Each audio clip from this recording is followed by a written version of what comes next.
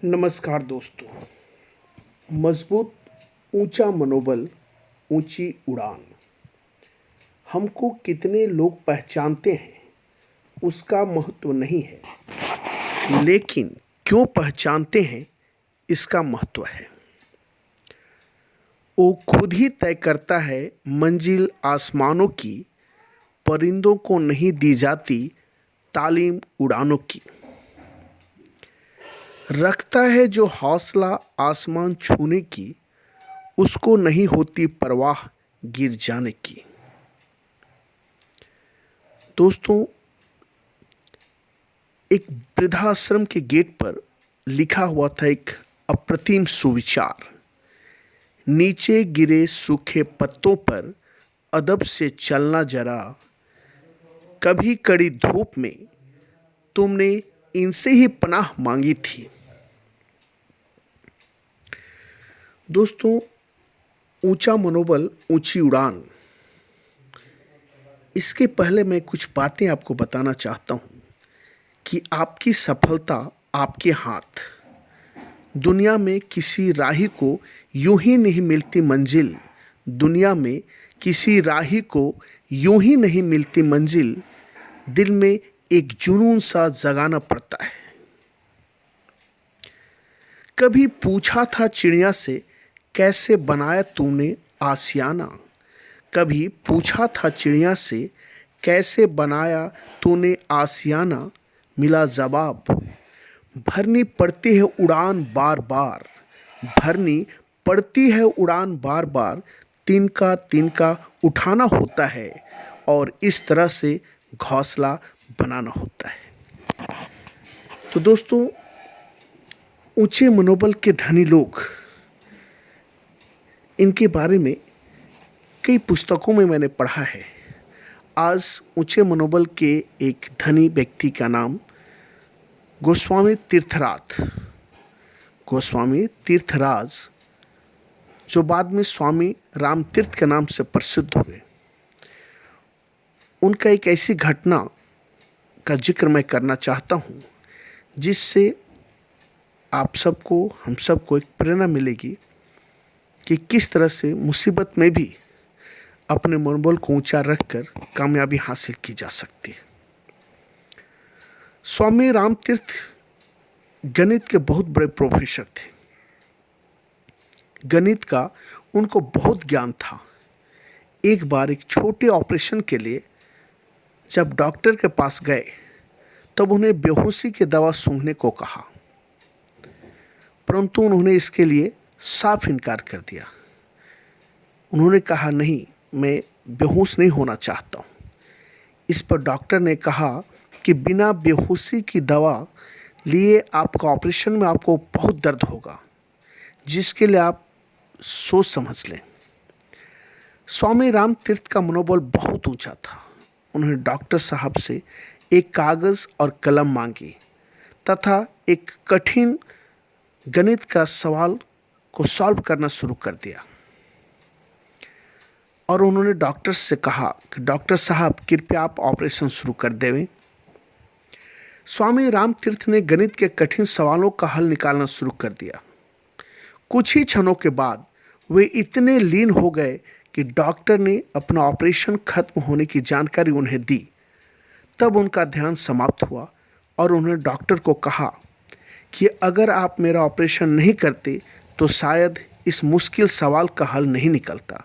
इसके लिए आपका बहुत बहुत धन्यवाद डॉक्टर साहब। डॉक्टर साहब रामतीर्थ के मुंह देखते रह गए। उन्होंने कहा कि क्या आपको ऑपरेशन का दर्द का पता नहीं चला?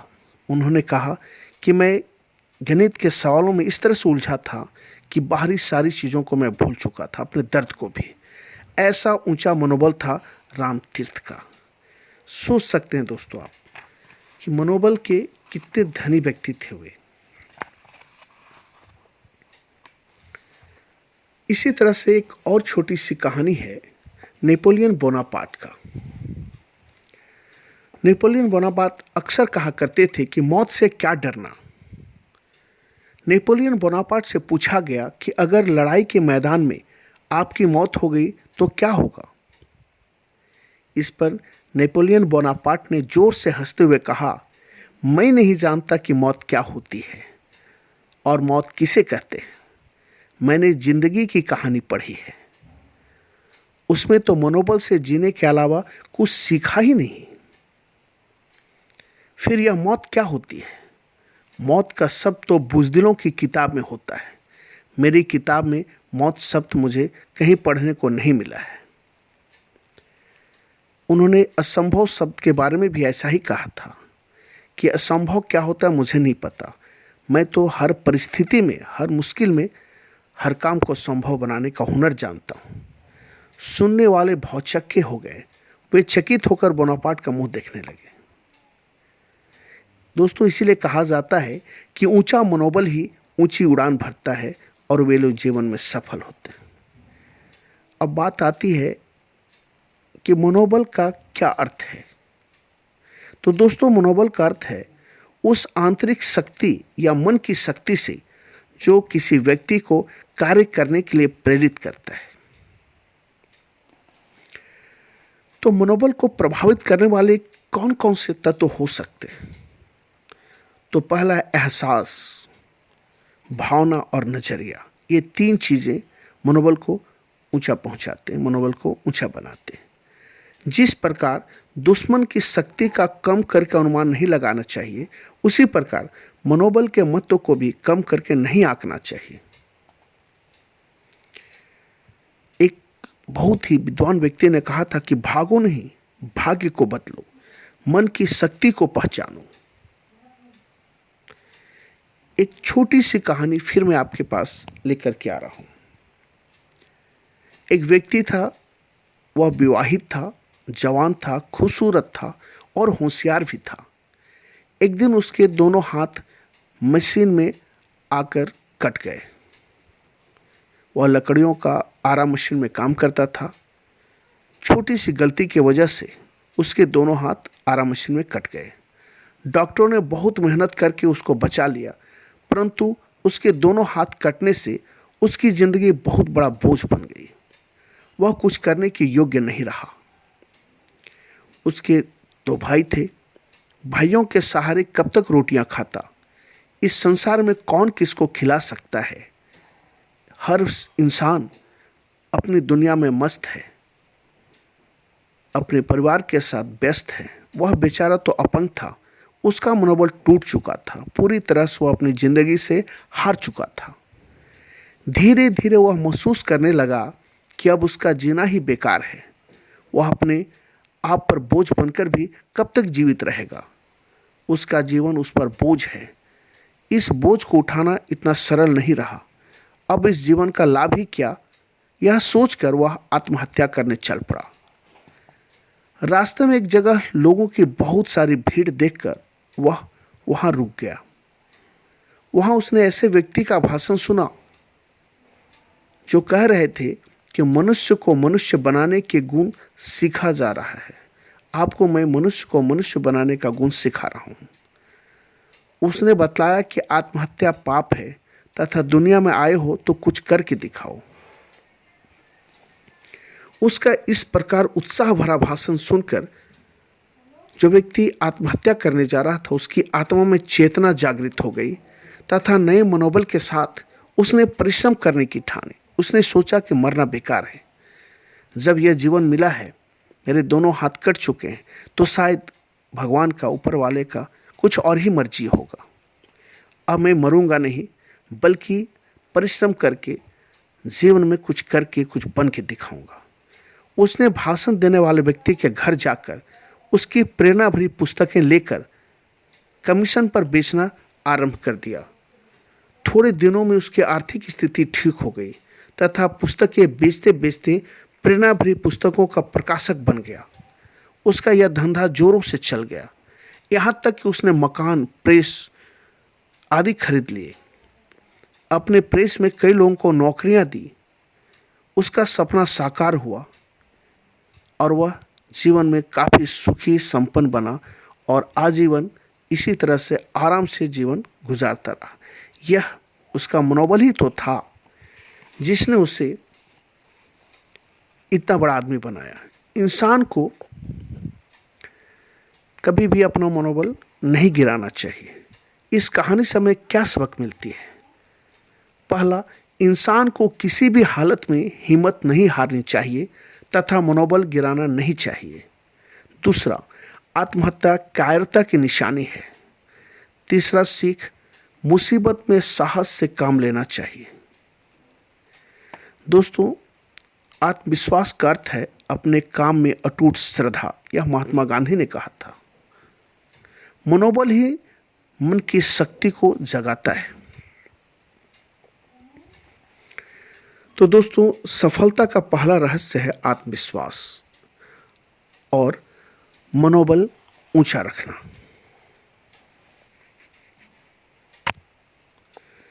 कुएं में उतरने वाली बाल्टी अगर झुकती है तो भरकर बाहर आती है। जीवन का भी यही गणित है। जो झुकता है वही प्राप्त करता है। दादागिरी तो हम मरने के बाद भी करेंगे। लोग पैदल चलेंगे और हम कंधों पर। करोड़ों की भीड़ में इतिहास मुट्ठी भर लोग ही बनाते हैं। वही रचते हैं इतिहास जो आलोचनाओं से नहीं घबराते हैं। जिनका मनोबल ऊंचा होता है वे कभी भी किसी आलोचना से नहीं घबराते हैं। अभी मनोबल के बारे में जो मैंने आपको बताया वह प्रेरणाधारी पुस्तकों से सीख ली गई थी। तो प्रेरणा यानी कि मोटिवेशन। दोस्तों, मोटिवेशन, इंस्पिरेशन वह शक्ति है जो हमें बड़े सपने देखने और उसे पूरा करने और हकीकत में बदलने की प्रेरणा देती है। यह मोटिवेशन आपके पॉजिटिव एनर्जी को इतना बूस्ट कर देता है जो आपको कठिन से कठिन परिस्थिति में भी संजीवनी बूटी की तरह कार्य करता है। आप मेरा वीडियो सुन रहे हैं, देख रहे हैं, इससे भी आपको काफ़ी प्रेरणा मिलेगी। जिस तरह हमें जिंदा रहने के लिए ऑक्सीजन की ज़रूरत होती है, ठीक उसी तरह अपने लक्ष्य तक पहुंचने के लिए, सक्सेस को अचीव करने के लिए भी हमेशा मोटिवेशन की आवश्यकता होती है। दोस्तों, फेसबुक, व्हाट्सएप, इंस्टाग्राम पर दोस्तों के साथ चैटिंग करने में और यूट्यूब पर कॉमेडी वीडियो देखने में या फिर पिक्चर देखने में आप जो इंटरेस्ट, जो मज़ा, जो खुशी आपको मिलती है, अगर उससे 10 गुना ज़्यादा खुशी आपको पढ़ाई करने में मिलने लगे या अपने मंजिल तक पहुंचने के लिए जो भी काम आप करते हैं उसमें मेहनत करने में वह खुशी मिलने लगे, मज़ा आने लगे, तब आपको कभी आलस या लेजीपन कभी फील नहीं होगा। क्योंकि जो आपके सपने हैं, जो लक्ष्य हैं, उससे इन रिजल्ट के विजुलाइज करते ही उसे महसूस करते रहिए, तो आप सोचेंगे कि जिस दिन आप एक IAS, IPS ऑफिसर बन जाते हैं, बड़े बिजनेसमैन बन जाते हैं, बिजनेस आइकॉन बन जाते हैं, या आप जो भी अपने सपना देखा है, डॉक्टर, इंजीनियर, साइंटिस्ट, पुलिस, जो भी आपका लक्ष्य है, तो सोचिए कि आपके माता पिता, आपके रिश्तेदार, दोस्त, गांव, समाज के लोग कितने गौरवान्वित महसूस करेंगे। उस पल को महसूस कीजिए जब आप एक डॉक्टर बन जाएंगे, आप IAS बन जाएंगे, IPS बन जाएंगे, तब कितने लोगों को जीवन दान दे पाएंगे। जब एक सिंगर बन जाएंगे, जब एक क्रिकेटर बन जाएंगे, जब आप पूरा स्टेडियम में आपके नाम गूंजने लगेगी, उसे विजुलाइज कीजिए, उस सपने को देखिए, उसे महसूस कीजिए, उसे दिल से फील कीजिए। तब कभी आपको मेहनत करने में आलस, लेजीनेस या टाल मटोल करने की ज़रूरत नहीं पड़ेगी। दोस्तों, समय की अहमियत को समझिए। Just value your time. तो दोस्तों, टाइम, समय, वह वक्त इस दुनिया की सबसे कीमती चीज़ है। हर इंसान के दिन में 24 घंटे ही मिलते हैं। ऐसा कोई भी तरीका नहीं है जिससे आप समय को बढ़ा सकें। यह केवल कम हो सकता है। आपके पास पैसे हैं तो आप उसे कल के लिए बचा सकते हैं। पैसा कम पड़े तो किसी से मांग सकते हैं। पैसा ज़्यादा हो तो उससे आप किसी को बांट सकते हैं, पर जो समय आज आपको मिला है उसे आज ही इस्तेमाल करना होगा। जो वक्त एक बार गुजर गया वो कभी आपको वापस नहीं मिल सकता है। लोग हाथ पर मोबाइल लिए कलाई पर घड़ी बांधे समय के साथ में घूमते रहते हैं, पर उनका ध्यान समय पर छोड़कर दुनिया के सभी बाकी चीज़ों पर ही लगा रहता है। हमें लगता है कि जीवन में कुछ करने के लिए, अपने सपने को पूरा करने के लिए अभी हमारे पास बहुत टाइम है, और इसी ख्याल में कि हमारे पास बहुत वक्त है, बहुत टाइम है, हम वक्त बर्बाद करते रहते हैं, हाथ पे हाथ धरे बैठे रहते हैं। ये भूल जाते हैं कि बड़ी तेजी से वक्त बंद मुट्ठी में रेत की तरह फिसलती जा रही है। तो दोस्तों, बंद कीजिए अपने इस कीमती समय को बर्बाद करना और शुरू कीजिए इसका इस्तेमाल करना। अपने सपने को पूरा करने के लिए, अपने मंजिल को हासिल करने के लिए आज से आप मेहनत करना शुरू कर दीजिए। अन्यथा आज से 20 साल बाद, 30 साल बाद जब आप पीछे मुड़कर देखेंगे तब आपको पछतावा के अलावा कुछ नहीं मिलेगा।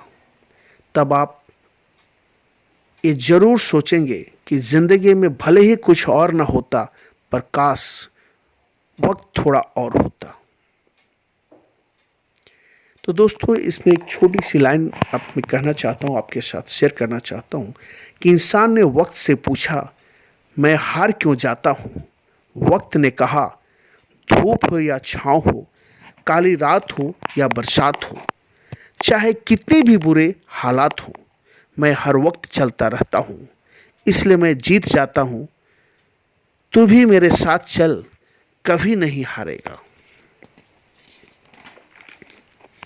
कभी अपने सपनों को हकीकत की दुनिया दिखाओ, खुद को इस दुनिया में आजमाओ, दुनिया में सबसे अलग अपनी पहचान बनाओ। दुनिया में कामयाबी और इज्जत हासिल करना बड़ी बात है, लेकिन उससे भी बड़ी बात है कि आप इसे कब तक बनाए रखते हैं, क्योंकि आपकी इज्जत और कामयाबी दोनों आपके हाथ में है। करोड़ों की भीड़ में इतिहास मुट्ठी भर लोग ही बनाते हैं, वही रचते हैं इतिहास जो आलोचनाओं से नहीं घबराते। दोस्तों, जीवन में कभी कभी कुछ सवालों का जवाब वक्त अच्छे से देता है, इसलिए जिंदगी में हमें हर सवाल का जवाब जुबान से नहीं देना चाहिए। अभिमान तब आता है जब हमें लगता है हमने कुछ काम किया है, और सम्मान तब मिलता है जब दुनिया को लगता है कि आपने कुछ महत्वपूर्ण काम किया है। सिर्फ दुनिया के सामने जीतने वाला ही विजेता नहीं होता, किन रिश्तों के सामने कब और कहां पर हारना है यह जानने वाला भी विजेता होता है। दोस्तों, मन बड़ा चमत्कारी शब्द है, इसके आगे न लगाने पर नमन हो जाता है और पीछे न लगाने पर मनन बन जाता है। जीवन में नमन और मनन करते चलिए, जीवन सफल ही नहीं सार्थक भी हो जाएगा। दोस्तों, लोग कहते हैं कि ऊंचे मनोबल या मन मजबूत होने से क्या फायदा है। ऐसे लोगों को अपने देश के प्रति भी मनोबल बहुत ही ऊंचा रहता है तथा हमेशा देश भावना की बातें भी करते रहते हैं, जिनका मनोबल ऊंचा होता है, जो सक्सेस होते हैं। तो मनोबल के दो रूप होते हैं, उच्च मनोबल और निम्न मनोबल। ऊंचा मनोबल रखने वाले व्यक्तियों में आत्मविश्वास, दृढ़ता कूट कूट कर भरे हुए होते हैं। ऊंचे मनोबल वाले लोग व्यवहार कुशल और अनुशासित होते हैं। वे अपना हर कार्य समय पर करते हैं। उनके संबंध बहुत अच्छे होते हैं। उनके काम करने का रिस्क लेने की क्षमता बहुत होती है।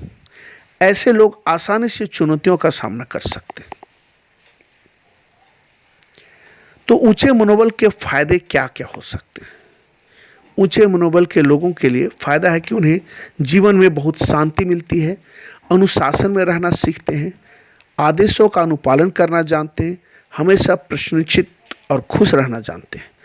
आशावादी विचारों का निर्माण करते हैं, नए अवसर पैदा करते हैं, चुनौतियों का सामना करते हैं, अच्छे संबंधों को बनाना उन्हें आता है, जिम्मेदारी उठाने को हमेशा तैयार रहते हैं, महत्वाकांक्षी बनना उनके लिए बहुत ही आसान हो जाता है, हमेशा नए सपने देखते हैं, देश व माता पिता का सम्मान करते हैं और आलोचना सहन करने की शक्ति उनमें बढ़ जाती है। वहीं पे दूसरे तरह का मनोबल है जिसे निम्न मनोबल कहते हैं, नीचा मनोबल कहते हैं, जिनके पास मनोबल की कमी होती है और इसका भी प्रभाव उच्च मनोबल के प्रभाव के ठीक उल्टे होते हैं। विश्वास से आपके जीवन को ऊर्जा मिलती है और अविश्वास से आप निराश होते हैं, मनोबल छोटा होता है। तो दोस्तों, क्या बच्चों में भी ऊंचा मनोबल हो सकता है या छोटा मनोबल हो सकता है? ये भी एक अच्छा सोच है कि मनोबल जो होते हैं कि क्या मनोबल वाकई काम करता है। तो नीचे मनोबल के जो निम्न मनोबल के लोग होते हैं वो कैसे होते हैं, उसका क्या प्रभाव पड़ता है, उसके बारे में थोड़ा जान लेते हैं। नीचे मनोबल वाले व्यक्तियों की पहचान क्या होती है? निम्न मनोबल वाले व्यक्ति मतलबी और स्वार्थी होते हैं। निम्न मनोबल वाले व्यक्तियों में अहंकार भरा रहता है तथा अपनी बात मनवाने के लिए वे अड़ जाते हैं। ये लोग अपनी आलोचना नहीं सुन सकते, परंतु दूसरों की आलोचना करने का उन्होंने ठेका ले रखा होता है। निम्न मनोबल के लोग कभी कामयाबी का ख्वाब ही नहीं देखते, वे हमेशा भाग्य पर जिंदा रहते हैं। ये लोग खुद को ऊंचा व दूसरों को हमेशा नीचा दिखाते रहते हैं। ये लोग हमेशा व्यक्तियों की बुराई करते रहते हैं, स्वभाव से हमेशा ईर्ष्यालु होते हैं, जलनशील होते हैं। इनका कोई भी सच्चा दोस्त नहीं होता, खुद पर भी इन्हें भरोसा नहीं होता। कमजोर मनोबल वाले की विश्वसनीयता यानी कि क्रेडिबिलिटी नहीं होती है। इनका वादा सिर्फ वादा होता है, निभाना नहीं आता है। छोटे मनोबल के लोग अपनी बात पर कभी भी टिकते नहीं हैं, बात बदलते रहते हैं। छोटे मनोबल के लोग, इनका मनोबल छोटी छोटी बात पर टूट जाता है, परंतु दिखावा ऊंचे मनोबल का करते हैं। निम्न मनोबल वाले फैसला नहीं कर पाते और जिम्मेदारियों से बचते हैं। दोस्तों, निम्न मनोबल वाले विद्रोही स्वभाव के होते हैं और हमेशा विद्रोह करना उनकी आदत में होता है। ये दिखावा ज़्यादा करते हैं तथा बिना कारण लोगों पर प्रभाव जमाते हैं। इनमें सही दिशा की कमी रहती है तथा रास्ता भटकते हुए हमेशा चलते हैं।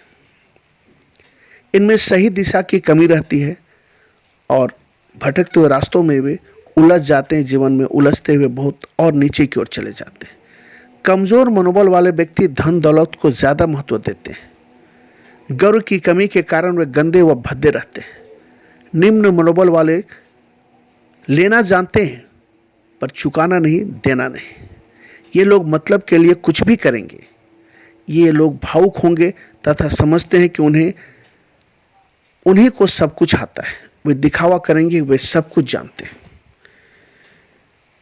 नीचे मनोबल के लोग नीच व घटिया बातें करते हैं। ये लोग हमेशा जी हुजूरी में लगे रहते हैं, काम नहीं करते हैं।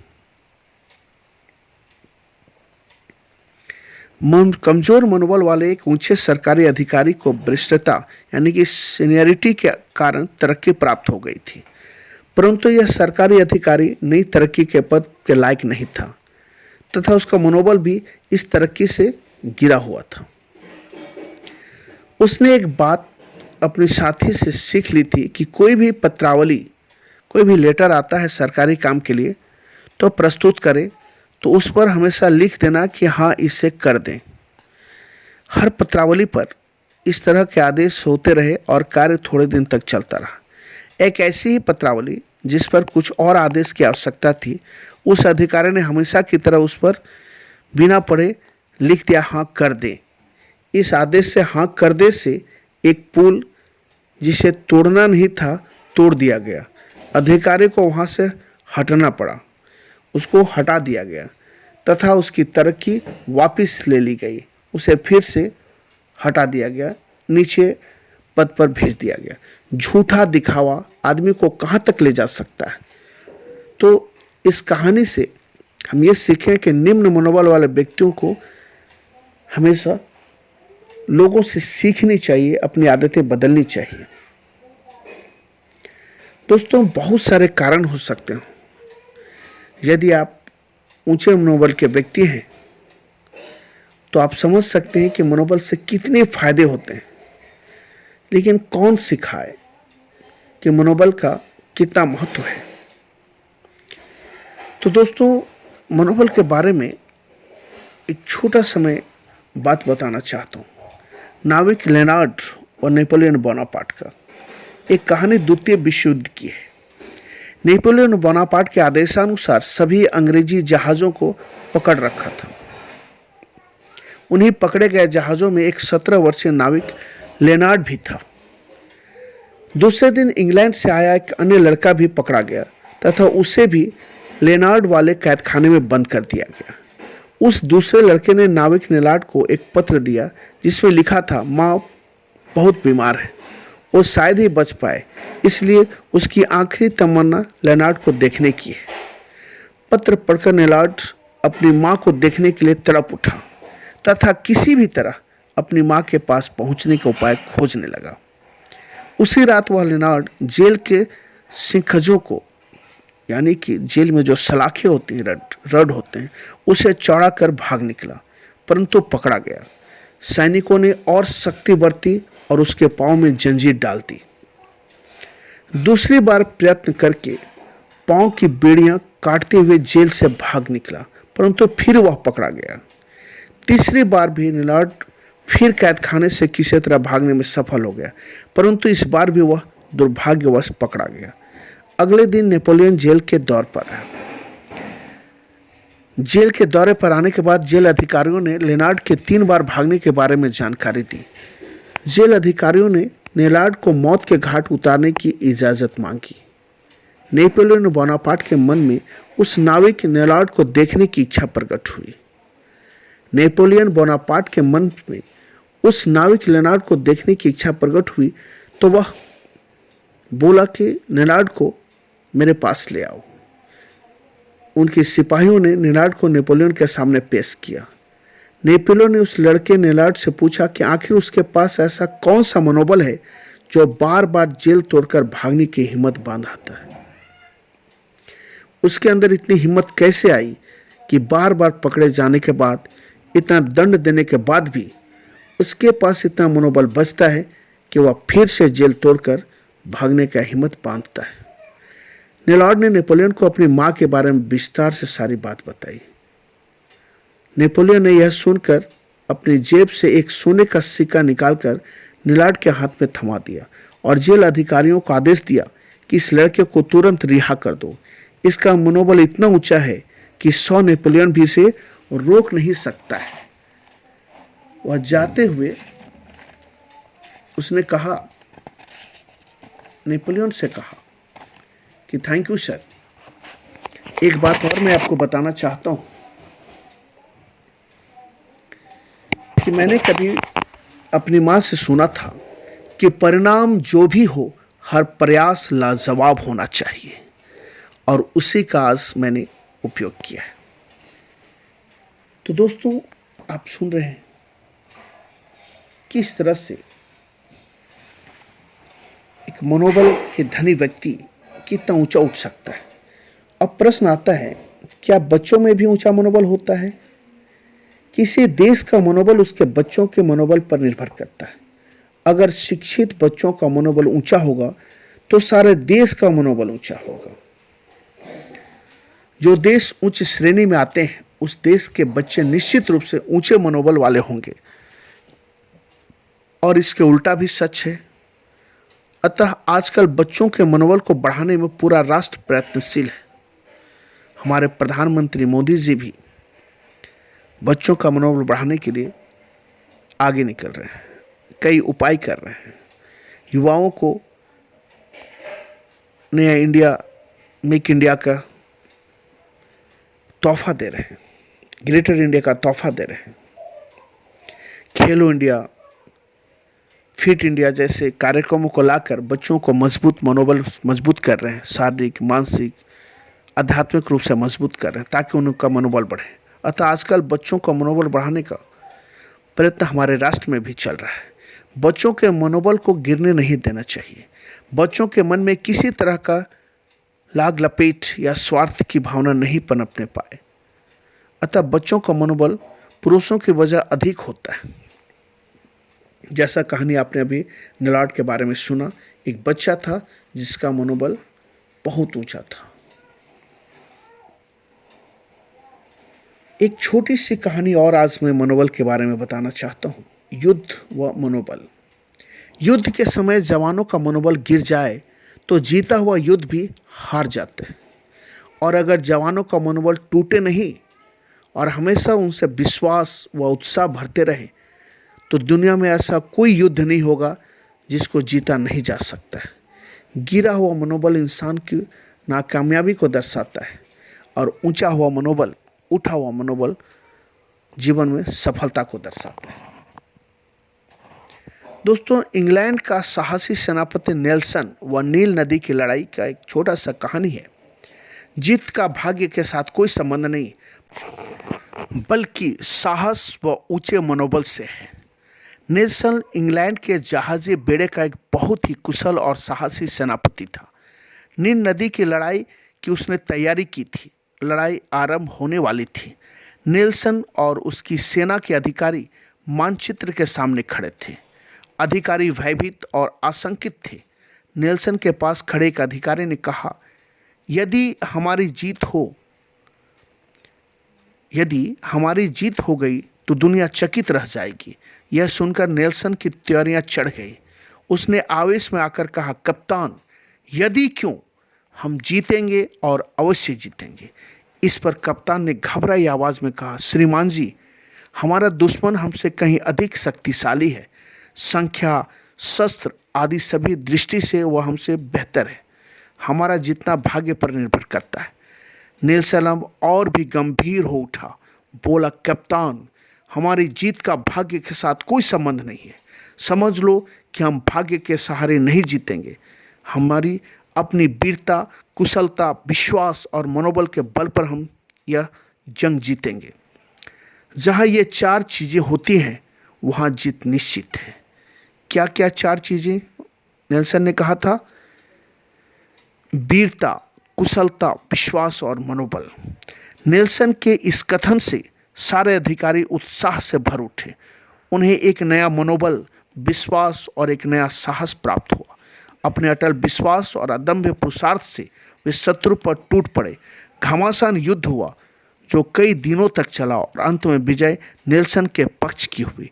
वास्तव में नेल्सन की जीत पर दुनिया में आश्चर्य जताया और कहा कि वाह, क्या वीरता के साथ युद्ध किया नेल्सन ने। लेकिन वह एक आत्मविश्वासी बहादुर की जीत थी। लंदन नगर में खड़ा एक ऊंचा स्तंभ आज भी उसकी विजय की गाथा सुनाता है। तो दोस्तों, मनोबल बहुत बड़ा चीज होता है। अब एक बात मैं कहता हूं कि जानवरों में भी मनोबल पाया जाता है। भगवान बुद्ध व गिलहरी का ऊंचा मनोबल का कहानी आपको पता होगा। जीवन के रहस्यों को जानने के लिए भगवान बुद्ध ने कठोर साधना की, घर बार छोड़ जंगलों की खाक छानी, एकांत में बैठकर चिंतन किया। यही नहीं, अपने शरीर को कष्ट में डाला, लेकिन उन्हें आत्मज्ञान की प्राप्ति नहीं हुई। अंत में उनका मनोबल गिरने लगा। अंत में निराश होकर साधना बीच में ही छोड़कर उन्होंने घर लौटने का मन बना लिया। घर की ओर लौटते उन्हें रास्ते में एक झील दिखाई दी। थक कर वे झील के किनारे बैठ गए। उन्होंने वहां देखा कि गिलहरी झील के किनारे बैठी बार बार पानी में पूंछ भिगो रही थी और उसे बाहर झाड़ रही थी। काफ़ी देर गिलहरी को देखने के बाद बुद्ध से रहा नहीं गया तो उन्होंने जिज्ञासावश गिलहरी से पूछा, यह तुम क्या कर रही हो? इस पर गिलहरी ने उत्तर दिया, मैं इस झील को सुखाने का प्रयास कर रही हूँ। सोचिए। बुद्ध ने फिर पूछा, तुम ऐसा किस लिए कर रही हो? तो गिलहरी ने जवाब दिया, इसने मेरे बच्चे को डुबा दिया है। मैं बहुत क्रोधित हूँ। आज मैं इस झील को सूखा कर ही रहूंगी। बुद्ध बड़े हैरान हुए और उसे समझाने की दृष्टि से कहा, तुम तो बहुत छोटी हो और झील में बहुत पानी है, इसे तुम कैसे सूखा पाओगी? गिलहरी बोली, तो क्या हुआ, झील सूखे या नहीं, किंतु मुझे तो अपना काम करना है। गिलहरी के ऊंचे मनोबल, दृढ़ संकल्प और कर्मठता को देखकर भगवान बुद्ध को नई दृष्टि की प्राप्ति हुई। उनके मन में एक नया मनोबल जागा। उन्होंने घर लौटने का विचार त्याग दिया और फिर अपनी साधना में लीन हो गए। तात्पर्य यह है, इस कहानी का अर्थ यह है कि ऊंचा मनोबल हो तो बड़े से बड़ा लक्ष्य उसके सामने तुच्छ हो जाता है, छोटा हो जाता है। यह भी कह सकते हैं कि यदि संकल्प शक्ति नहीं हो तो किसी लक्ष्य तक पहुंचना कठिन होता है, मुश्किल होता है। फिर चाहे उड़ान कितनी भी ऊंची क्यों न भरे, आप आसमान तक नहीं जा सकते। मनोबल को नापने का कोई सीधा प्रत्यक्ष यंत्र नहीं है जिससे कि नापा जा सके, जैसे तापमान की दूरी को नापा जाता है। अतः मनोबल को नापने के लिए अप्रत्यक्ष इकाइयों का सहारा लिया जाता है। मनोवैज्ञानिकों और विशेषज्ञों की सहायता से अनेक प्रश्नावलियां तैयार की जाती हैं तथा उनका जवाब निश्चित समय पर देने के बाद सूचनाओं को एकत्रित करके उनका विश्लेषण करके व्यक्ति के मनोबल को नापा जाता है। तो आपको वीडियो कैसा लगा, देखने के लिए बहुत बहुत धन्यवाद। और कमेंट्स पर जरूर, मेरी मेहनत कहाँ तक सफल होगी, मैंने आपके लिए मेहनत किया है, उसे ज़रूर कमेंट्स पर लिखें, कमेंट्स बॉक्स पर ज़रूर लिखें।